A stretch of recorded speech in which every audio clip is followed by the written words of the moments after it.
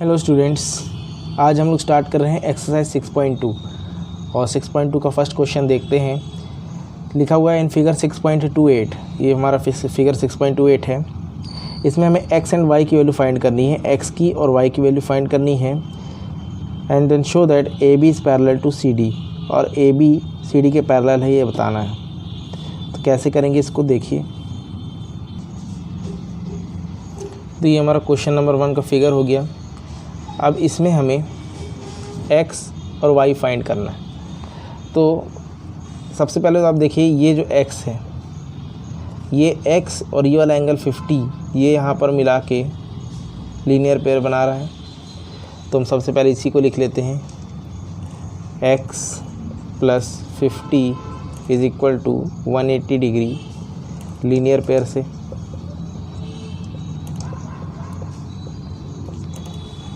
तो ये x + 150 एक लीनियर पेयर बनाया है।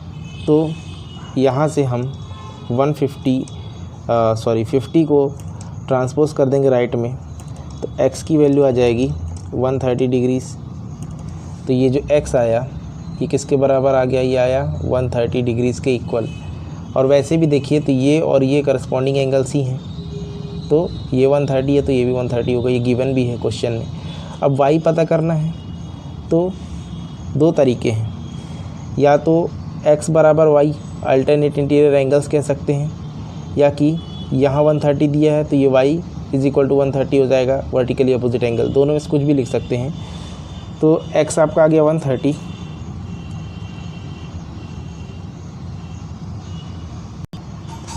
तो y = भी आप कह सकते हैं 130 डिग्री होगा। इसके दो रीज़न दिए जा सकते हैं। एक तो ये दे सकते हैं कि x = y है ये, कि x = y कह सकते हैं आप अल्टरनेट इंटीरियर एंगल से, या कि y = 130 आएगा, ये वर्टिकली अपोजिट एंगल से भी आ सकता है। क्योंकि यहाँ पर ये 130 है तो ये y और ये दोनों आपस में वर्टिकली हैं, तो भी हम लिख सकते हैं कि ये 130 है। तो अब इसमें एक ही प्रॉपर्टी काफ़ी है हमको बताने के लिए कि या तो करस्पॉन्डिंग एंगल इक्वल हो या अल्टरनेट एंगल इक्वल हो, और इन दोनों के angles on the same side of transversal, यानी को इंटीरियर एंगल का सम अगर 180 है तो दोनों लाइन आपस में पैरेलल होती हैं। तीनों में से एक कंडीशन भी फॉलो हो जाए तो होती हैं, लेकिन यहाँ तीनों ही कंडीशन फॉलो हो रही हैं। मतलब अल्टरनेट एंगल्स भी इक्वल हैं, करस्पॉन्डिंग एंगल्स भी इक्वल हैं, और को इंटीरियर एंगल्स का सम 180 है। तो हम कह सकते हैं A B is parallel to C D. Reason यहाँ और लिखना चाहें तो लिख सकते हैं यहाँ पर x = y alternate interior angles, और आप लिख सकते हैं कि x = 130 डिग्रीज़ करस्पॉन्डिंग एंगल से भी है, और को इंटीरियर एंगल्स का जो सम है, co-interior angles sum is 180 degrees. तो देयरफॉर हम कह सकते हैं A B is parallel to C D. तो ये हमारा फर्स्ट क्वेश्चन कंप्लीट हो गया। अब नेक्स्ट है क्वेश्चन 2। क्वेश्चन 2 में फिगर 6.29 ये हमको दिया हुआ है। इसमें 3 पैरेलल लाइंस गिवन हैं, और इसमें y और z एंगल का रेशियो दिया है 3:7। ये एंगल y और ये एंगल z, इनका आपस में रेशियो 3:7 दिया है। तो x की वैल्यू को फाइंड करना है। तो कैसे करना है देखिए। सबसे पहले since AB is parallel to CD is parallel to EF, ये हमको गिवन है कि तीनों लाइन आपस में पैरेलल हैं, और तीनों लाइन आपस में पैरेलल हैं, और हमको दिया है कि y/z का रेशियो 3:7 है। अब क्योंकि ये तीनों लाइन आपस में पैरेलल हैं, तो ये एंगल x और एंगल z भी इक्वल होंगे अल्टरनेट इंटीरियर एंगल से। x एंड z इक्वल, यहाँ पे लिख देंगे x = z alternate interior angles. तो ये रेशियो है, तो इसको हम कुछ मान लेते हैं कि लेट y एंगल y भी 3a, क्योंकि रेशियो है तो हम इसको जैसे हम एक्स वाई तो मान नहीं सकते हैं, एक्स वाई क्योंकि एंगल्स ही दिए हैं, तो हम इसको ए मान लेते हैं कि वाई जो है हमको 3a हो गया, 3 रेशियो था इसलिए 3a, एंड जेड भी 7a। तो हमने मान लिया कि y जो है वो 3a है, z जो है 7a है। अब क्योंकि यहाँ x बराबर z है, इसका मतलब कह सकते हैं therefore x is equal to 7a, क्योंकि x z के इक्वल है, z 7a है तो x भी 7a हो जाएगा। इसके बाद हम यहाँ देखें x प्लस वाई ये 180 हो जाएंगे को इंटीरियर एंगल से। x plus y is equal to 180 degree, angles on the same side of transversal भी कहते हैं इसको, angles on same side of transversal.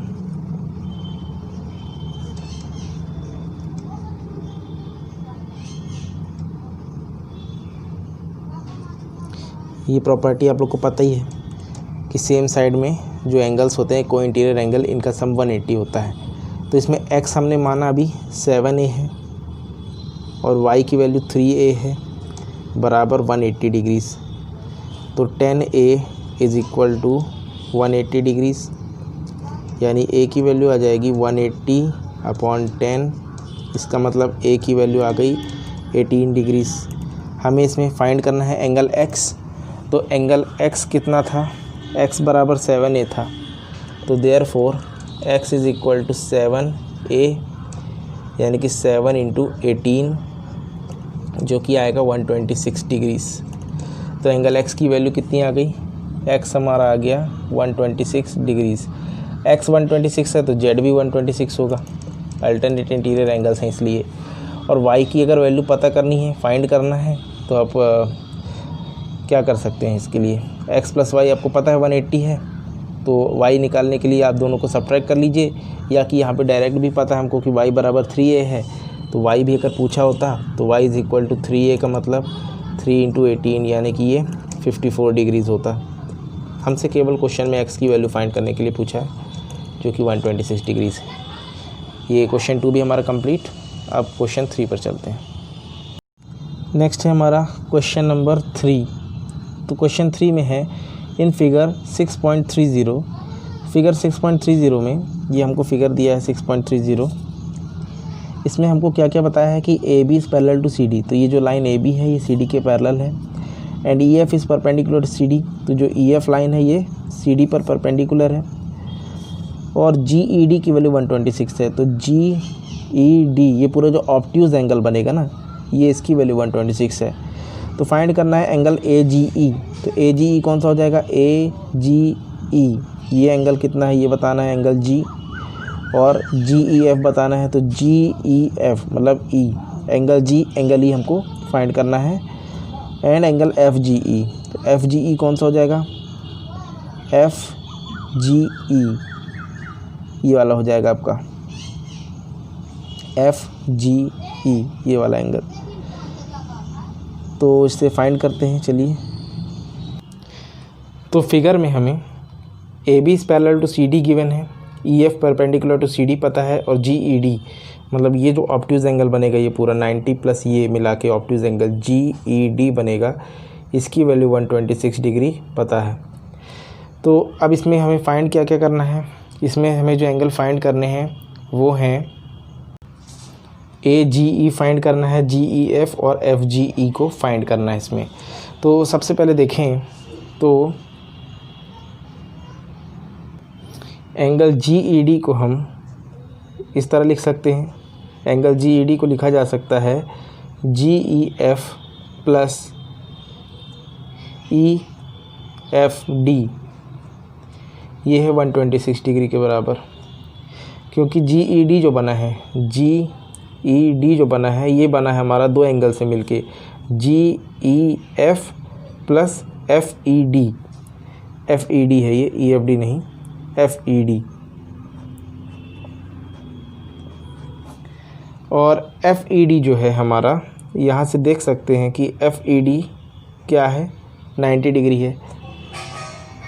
यहाँ पे लिख सकते हैं एफ ई डी की जगह पे 90 डिग्री, क्योंकि यहाँ ब्रैकेट में चाहे बता दें कि सिंस FE या EF जो भी कह सकते हैं इसको, EF perpendicular to CD, therefore angle FED is equal to 90 degrees. तो FED की वैल्यू 90, GEF फाइंड करना है इज इक्वल टू ये 126 डिग्रीज। तो एंगल GEF की वैल्यू आ जाएगी 126 माइनस 90, यानी कि 36 डिग्रीज वैल्यू आएगी एंगल GEF की। तो इसमें हमने GEF फाइंड कर लिया 36 डिग्रीज। GEF कौन सा है? GEF, ये वाला एंगल जो है ये 36 डिग्रीज होंगे, तभी तो 36 प्लस 90 मिलकर 126 हुआ है। अब हमको फाइंड करना है इसमें ये वाला एंगल पहले फाइंड कर लेते हैं जो कि है FGE। तो FGE कैसे फाइंड होगा? ट्राइंगल GEF में लिखेंगे इन ट्राइंगल GEF। तो GEF एक ट्राइंगल है GEF, और एंगल में 3 एंगल्स का सम, ट्राइंगल के 3 एंगल का सम 180 होता है। तो वही प्रॉपर्टी हम इसमें लगाएंगे, angle sum property. In triangle GEF by angle sum property. Angle sum property से क्या आ जाएगा हमारा? Angle GEF plus angle EFG plus angle FGE is equal to 180 degrees. और यहाँ पर एंगल EFG जो है ये 90 डिग्रीज़ है। क्यों? इसके भी 2 रीज़न्स आप लिख सकते हैं। एक तो ये लिख सकते हैं कि EF is perpendicular to AB पर भी ये परपेंडिकुलर है, इस वजह से एंगल EFD जो है 90 होगा, 90 डिग्रीज़। या कि एंगल EFG था ये, तो EFG, या कि कह सकते हैं कि आपका जो एंगल EFG है ये एंगल FED के इक्वल है। FED भी 90 डिग्रीज था अल्टरनेट इंटीरियर एंगल्स से, क्योंकि ये एंगल आपका FED ये वाला 90 और ये वाला 90 अल्टरनेट हो जाएंगे। तो इससे भी कह सकते हैं, या कि ये भी कह सकते हैं कि EF जो है AB पे परपेंडिकुलर है, इस वजह से EFG की वैल्यू 90 है। और GEF अभी हमने फाइंड किया था, एंगल GEF जो है 36 डिग्रीज था, तो ये रख देंगे हम 36 plus angle FGE is equal to 180 degrees. तो ये हो जाएगा 126 plus FGE is equal to 180। तो एंगल FGE की वैल्यू आएगी 180 माइनस 126, तो कितना बचेगा? 10 माइनस 6 हो गया 4, 7 माइनस 2 हो गया 5। तो 54 डिग्रीज जो है FGE की वैल्यू आएगी। मतलब ये वाला एंगल हमारा कितना हो गया? 54 डिग्रीज हो गया। ये 54, ये 36, ये 90। अब फाइंड करना है AGE ये वाला फाइंड करना है AGE। तो AGE के लिए तो या तो हम चाहें तो लीनियर पेयर ही लगा दें सीधे से, या कि कह सकते हैं कि ये वाला एंगल जो है पूरा ये 126 डिग्रीज के इक्वल ही आएगा अल्टरनेट इंटीरियर एंगल से। इसको देख लेते हैं। तो ये जो हमारी लाइन AB है, लाइन AB में ये लीनियर पेयर बन रहा है, तो ये किससे बनेगा? AGE प्लस FGE मिलाकर आपका ये 180 बनेगा। तो यहाँ पे लिख दिया है मैंने AGE प्लस FGE 180। तो AGE प्लस FGE की वैल्यू हमने फाइंड की थी अभी 54 डिग्रीज़, इसे पुट कर देंगे तो ये हो जाएगा 180 डिग्रीज़ के इक्वल। तो यहाँ से एंगल AGE की वैल्यू आएगी 180 माइनस 54 डिग्रीज़, यानी कि एंगल AGE आ गया 126 डिग्रीज़। तो ये जो हमारा AGE आया है ये आया 126 डिग्रीज़। तीनों एंगल्स फाइंड हो गए। तो ये हमारा क्वेश्चन नंबर 3 कंप्लीट। अब क्वेश्चन नंबर 4 करते हैं। क्वेश्चन 4 में है इन फिगर 6.31, ये फिगर 6.31 है। इसमें कह रहा है if P Q is parallel to S T, ये लाइन पी क्यू जो है ये एस टी के पैरेलल है, and angle P Q R जो है 110 डिग्रीज़ है। तो एंगल पी क्यू आर जो है 110 डिग्रीज़ है। तो आर एस टी भी दिया है, एंगल आर एस टी है 130 डिग्री, आर एस टी 130 है। हमें angle Q R S find करना है, क्यू आर एस ये वाला एंगल फाइंड करना है। तो इसके लिए सबसे पहले तो हमें एक कंस्ट्रक्शन करना पड़ेगा, ये आपका हिंट में दिया भी है। Draw a line parallel to S T through point R, इस पॉइंट आर से एस टी के पैरेलल एक लाइन ड्रॉ करनी है। तो इस तरह से आप फिगर में देखिए हमने एक लाइन एम एन ड्रॉ कर ली है जो कि एस टी के पैरेलल है। अब इसमें जो जो गिवन है पहले वो लिख लेते हैं। तो इसमें क्या क्या गिवन है हमको, इसमें हमको पता है कि angle P Q R 110 degrees पता है, एंगल आर एस टी दिया है हमको 130 डिग्रीज़, और सबसे पहले तो हमको P Q is parallel to S T ये गिवन है। अब कंस्ट्रक्शन हम जो कर रहे हैं, कंस्ट्रक्शन ये कर रहे हैं कि draw M N parallel to S T. अब अगर हमने P Q parallel to S T को फर्स्ट इक्वेशन माने और ये जो कंस्ट्रक्शन की है इसको सेकंड माने, तो फर्स्ट और सेकंड को अगर कंपेयर करेंगे तो देखेंगे कि पी क्यू एस टी के पैरेलल है, एम एन भी एस टी के पैरेलल है। इसका मतलब फ्रॉम इक्वेशन 1 एंड 2 जो है P Q is parallel to M N हो जाएगा। ये वाली जो लाइन पी क्यू है ये एम एन के पैरेलल होगी। पी क्यू आप चाहें तो एक्सटेंड भी कर सकते हैं, थोड़ा सा इस तरह से चाहें तो एक्सटेंड कर लीजिए। इससे आपको ये समझ में आएंगे कि ये जो दो लाइन्स हैं पी क्यू और एम एन पैरेलल हैं, और पैरेलल हैं तो ये वाला एंगल और ये वाला एंगल इसको और इसको मिला के 180 होगा कोई इंटीरियर एंगल से। तो यही चीज़ हम लिख लेते हैं कि यही आप बताएंगे कि since P Q is parallel to M N, तो angle P Q R plus angle M R Q ये हो जाएगा 180 डिग्रीज़ को इंटीरियर एंगल्स से, को इंटीरियर एंगल्स या कह सकते हैं angle on the same sides of transversal. तो इसमें से हम ये एंगल फाइंड कर लेते हैं, angle R M R Q. तो पी क्यू आर 110 है, एम आर क्यू फाइंड करते हैं। तो एंगल एम आर क्यू की वैल्यू आ जाएगी 180 माइनस 110 यानी कि 70 डिग्रीज़। तो ये वैल्यू जो होगी 70 डिग्री हो जाएगी। इसके बाद हम इधर राइट साइड वाले पे देखते हैं, तो यहाँ पर भी आप देखिए कि एस टी जो है ये एम एन के पैरेलल है, एस टी एम एन के पैरेलल है, कंस्ट्रक्शन से पता है। तो लिखेंगे since M N is parallel to S T और एम एन एस टी के पैरेलल है, तो इसका मतलब एंगल आर एस टी और एंगल एस आर एन ये वाला एंगल जो है एस आर एन ये भी 180 होगा को इंटीरियर से। Angle R S T plus angle S R N ये होगा 180 डिग्रीज़। वही को इंटीरियर या angle on same side of transversal लिख लीजिए, angle on same side of transversal.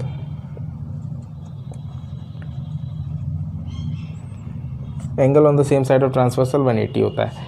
इसमें से आर एस टी पता है 130 डिग्रीज़ है, तो एंगल एस आर एन निकाल सकते हैं 180 डिग्रीज़ के बराबर करके। एस आर एन निकल आएगा, ये आएगा हमारा 50 डिग्रीज़। तो एस आर एन ये वाला एंगल था, ये आ गया 50 डिग्रीज़। तो देखिए ये 50 है, ये 70 है, और ये वाला एंगल फाइंड करना है।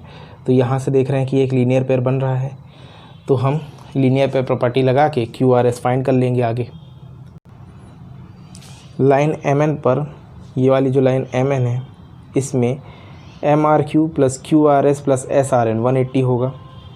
ये MRQ plus QRS plus SRN तीनों मिला के 180, तो MRQ है 70 plus angle QRS plus SRN अभी फाइंड किया था 50 डिग्रीज इक्वल टू 180, तो 70 प्लस 50 120 हो जाएगा। QRS plus 120 is equal to 180 degrees, तो यहाँ से एंगल QRS की वैल्यू आएगी 180 माइनस 120, यानी कि ये 60 डिग्रीज़ आएगा QRS। ये वाला एंगल हमारा जो है ये 60 डिग्रीज़ होगा QRS की वैल्यू 60 डिग्रीज़, यही हमें फाइंड करना था। ये आंसर क्वेश्चन नंबर 4 का। अब 5th नंबर क्वेश्चन करते हैं। क्वेश्चन 5 में है इन फिगर 6.32, ये फिगर हमारा 6.32 दिया हुआ है। इसमें बताया है कि AB is parallel to CD है, तो ये जो लाइन AB है CD के पैरेलल है, और इसमें बताया कि APQ 50 डिग्री है, तो APQ ये एंगल 50 है, PRD 127, PRD 127 डिग्री। तो फाइंड करना है X एंड Y। तो देखिए इसमें, तो क्वेश्चन नंबर 5 में गिवन है हमें AB is parallel to CD, APQ 50 है, PRD 127 है, तो X एंड Y कितना है ये फाइंड करना है। तो देखिए सॉल्यूशन में जो पहला हम लिखेंगे, स्टार्ट करेंगे, ये आपको पता है कि APQ जो है एंगल APQ, ये वाला एंगल APQ जो है ये 50 दिया है, तो एंगल APQ जो है ये एंगल PQR के भी इक्वल होगा। एंगल APQ PQR के इक्वल होगा। ये अल्टरनेट इंटीरियर एंगल से देखिए जेड बन रहा है, ये आपको जेड बनते दिख रहा होगा, ये वाला हमारा ये जो है जेड बन रहा है, और जब जेड बनते हैं तो ये अल्टरनेट इंटीरियर एंगल्स हो जाते हैं। तो angle APQ is equal to PQR होगा 50 डिग्रीज अल्टरनेट इंटीरियर एंगल्स। और ये PQR ही आपका X है, या ऐसे भी लिख सकते हैं कि APQ is equal to X बराबर 50 डिग्रीज। तो ये जो हमारी X की वैल्यू है ये हमको 50 डिग्री यहाँ पर मिल गई। ये जो X है ये मिल गया 50 डिग्रीज। अब Y फाइंड करना है। तो देखिए Y के लिए आपने एक प्रॉपर्टी पढ़ी होगी एक्सटीरियर एंगल की। एक्सटीरियर एंगल प्रॉपर्टी से कि y plus x is equal to 127 degree होगा एक्सटीरियर एंगल प्रॉपर्टी से। एक्सटीरियर एंगल प्रॉपर्टी होती थी sum of two interior opposite angle.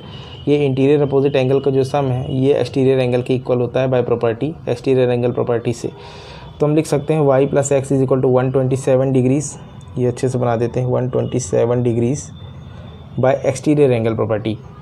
तो y प्लस एक्स पता है 50 है इज़ इक्वल टू 127 डिग्रीज़। तो y की वैल्यू यहाँ से निकल जाएगी 127 माइनस 50, तो ये आ जाएगा आपका 77 डिग्रीज़। तो y की वैल्यू आ गई 77 डिग्रीज़। यही हमें फाइंड करना था दो चीज़ें। तो ये हमारा क्वेश्चन नंबर 5 यहाँ पर कंप्लीट हो गया। नेक्स्ट है क्वेश्चन नंबर 6। क्वेश्चन 6 में दिया है फिगर 6.33। ये आपका फिगर 6.33 है। इसमें बताया है PQ and RS are two mirrors. ये आपके दो मिरर्स हैं, एक मिरर PQ है, एक मिरर है RS। Placed parallel to each other, parallel रखे हुए हैं PQ parallel to RS। An incident ray AB, ये एक इंसिडेंट रे है AB जो मिरर पे डाली गई इंसिडेंट रे है। Strikes the mirror PQ mirror को स्ट्राइक करती है B पॉइंट पे। And then reflected rays moves along the path BC, और रिफ्लेक्ट होके ये BC के थ्रू मिरर RS पे पड़ती है। And strike the mirror RS at C, RS mirror को C पे स्ट्राइक करती है।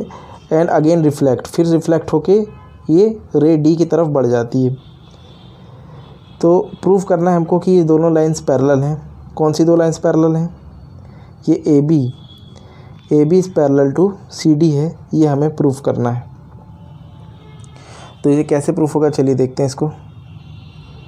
ये हमारा फिगर हो गया और इसमें हम कंस्ट्रक्शन करेंगे एक कि हमको BM ड्रॉ करना है parallel to perpendicular, BM is perpendicular to PQ and CN, ये जो CN है, ठीक है, MB is perpendicular to BM perpendicular to PQ and CN perpendicular to, हाँ उल्टा लिख दिया, BM perpendicular to RS and CN is perpendicular to PQ।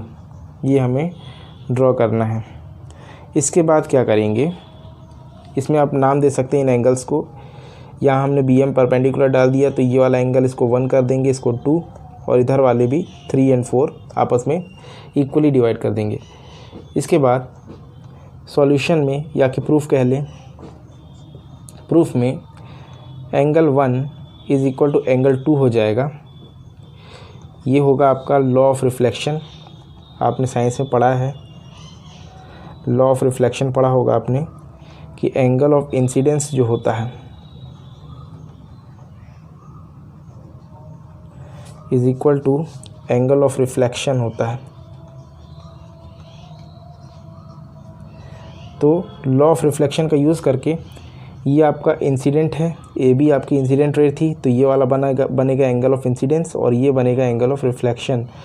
तो angle 1 is equal to angle 2, angle of incidence equal to angle of reflection. Same इसी तरह से इधर पर भी देखिए, अब ये जो BC है ये आपके मिरर RS पर इंसिडेंट हो रही है, इस वाले मिरर पे ये BC इंसिडेंट है, तो angle 3 is equal to angle 4 होगा। Same reason, angle 3 is equal to angle 4 होगा। Same reason, angle of incidence equal to angle of reflection. और इतने को हम मान लेते हैं ये इक्वेशन 1 है। ये पूरे दोनों को मिलाकर एक इक्वेशन मान लेते हैं। नेक्स्ट क्या करेंगे, नेक्स्ट इसमें बताएंगे कि जो हमने कंस्ट्रक्शन किया था, तो कंस्ट्रक्शन से BM भी जो है पैरेलल हो जाएगा CN के। ये बाय कंस्ट्रक्शन था, by construction BM is parallel to CN है, तो ये वाली लाइन BM और ये वाली लाइन CN आपस में पैरेलल हो गई, तो BM CN पैरेलल और ये वाला ट्रांसवर्सल, तो इससे हमारा एंगल 3 एंगल 2 के बराबर होगा। ये होगा अल्टरनेट इंटीरियर एंगल से, तो angle 3 is equal to angle 2 by alternate interior angles. तो इसको हम दे देंगे इक्वेशन 2। तो फर्स्ट एंड सेकंड इक्वेशन को अगर कंपेयर करें तो इसमें 3 और 2 इक्वल है, मतलब एंगल 2 एंगल 3 के इक्वल हो गया, 2 1 के इक्वल है, 3 4 के इक्वल है, तो आपस में क्या होंगे, चारों एंगल्स इक्वल हो जाएंगे। तो from equation 1 and 2, from equation 1 and 2, angle 1 is equal to angle 2 is equal to angle 3 is equal to angle 4 हो जाएगा। और अब जो है हम ये वाले जो एंगल हैं 1 + 2, एंगल 1 और एंगल 2 को प्लस कर लें और इधर वाले राइट वाले भी 3 + 4 को प्लस कर लें, तो 1 + 2 करने से, एंगल 1 + एंगल 2 करने से हमें जो एंगल मिलेगा ये मिलेगा ABC, ये पूरा एंगल मिल जाएगा। तो एंगल 1 + 2 हमारा हो जाएगा एंगल ABC, ये इक्वल होगा हमारे एंगल BCD के, 3 + 4 बना लेगा BCD, तो ये होगा एंगल ABC BCD के इक्वल। और ये क्यों होंगे, अब ये क्योंकि फिर से देखें आप लोग, अब क्या होंगे, ये आपके दोनों इक्वल होने का मतलब है कि अब देखिए लाइन कौन कौन सी है, CD, ये लाइन CD और ये लाइन AB, ये दो लाइंस पैरेलल हो जाएंगी, क्योंकि अगर ये दोनों इक्वल हो गए तो अल्टरनेट इक्वल हो गए, और अगर अल्टरनेट इंटीरियर एंगल्स इक्वल होते हैं, दो लाइंस के बीच में एक ट्रांसवर्सल है और उनके बीच के अल्टरनेट इंटीरियर एंगल्स इक्वल हैं, तो कह सकते हैं कि AB is parallel to CD है। तो ABC is equal to BCD है, लिख देंगे these are alternate interior angles. अब क्योंकि ये अल्टरनेट इंटीरियर एंगल्स हो गए हैं, तो देयरफॉर हम कह सकते हैं कि AB is parallel to CD, क्योंकि यही दो लाइंस हैं जिनके बीच के ये अल्टरनेट इंटीरियर एंगल्स बने हैं, AB और CD के बीच के। तो therefore AB is parallel to CD, ये हमारा प्रूफ हो गया, हेंस प्रूव्ड। तो ये हमारा क्वेश्चन नंबर 6 भी यहाँ पर कंप्लीट हो गया। तो स्टूडेंट्स, आज का वीडियो हमारा ये कंप्लीट हो गया। आपका एक्सरसाइज 6.2 में टोटल 6 क्वेश्चंस थे, अपन ने कंप्लीट कर लिए हैं। और अब हम नेक्स्ट वीडियो में एक्सरसाइज 6.3 करेंगे। तो आपको आज का ये वीडियो कैसा लगा आप कमेंट बॉक्स में लिख के बताइएगा। साथ ही साथ वीडियो को लाइक कीजिए, दोस्तों से शेयर कीजिए, और आपने चैनल सब्सक्राइब नहीं किया हो तो चैनल सब्सक्राइब कर लीजिए, जिससे आपको कंटिन्यूस नोटिफिकेशंस मिलते रहेंगी। और अब हम मिलेंगे नेक्स्ट वीडियो में, तब तक के लिए thank you and have a nice day.